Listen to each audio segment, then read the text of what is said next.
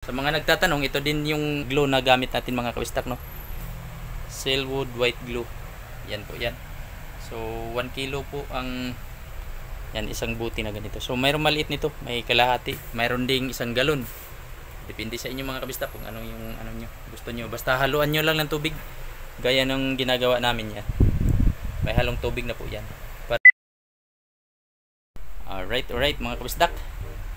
So yan po yung ginawa natin kahapon, no? Ito po yung hinardbound natin kahapon na mga resibo. So ganun siya kaliit mga kabistak po. Yan, ganyan lang siya kaliit. Pero makapal. Tingnan mo naman tong ginanyan lang po namin muna kasi basa pa siya para matuyo siya. Pero pag pinapatayo yan mga kabistak, ganito lang yan siya kaliit. Yung cover niya. So makapal lang siya pero maliit. Yung iba nito nandun pa sa nandun namin nilagay sa unahan kasi hindi magkasya dito sa lamisa pag mayroon kaming gawa. So doon muna siya yung iba, yung nauna namin kinabit. So yan po mga kabisdak. So umpisa na talaga itong resibo para pang BIR ito mga kabisdak. Patatakan nila ng BIR. Itayo natin to, ayan. Itayo natin to mga kabistak. Ganyan, no? Ganyan siya. So yan ang discarded yan mga kabistak pag makapal, para hindi siya bumuka at saka madali siyang matuyo. Ganyan natin.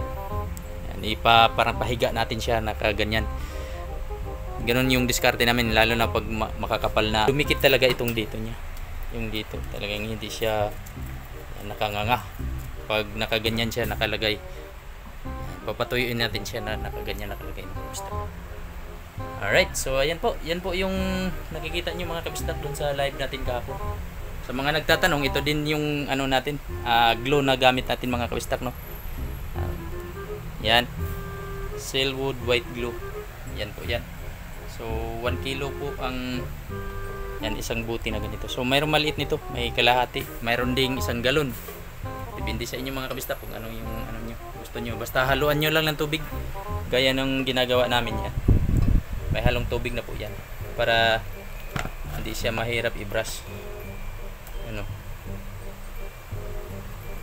So ganyan po ka labnaw para hindi siya mahirap i-brush. So depende sa inyo yun mga kabistak. Pwede namang medyo malagkit pa para mas madali matuyo pag i-brush mo na dyan sa cover. O, yan po yung ginawa natin. Tapos yung iba nandito. Pakita ko lang sa inyo mga kabistak na yan. So nandito namin nilagay. Yan.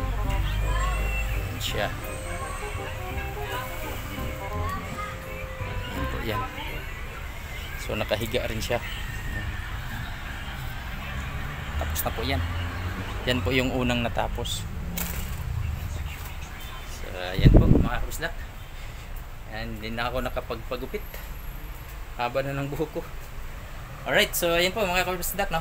Salamat sa inyo. Salamat sa nanood o nakapanood dun sa ating live.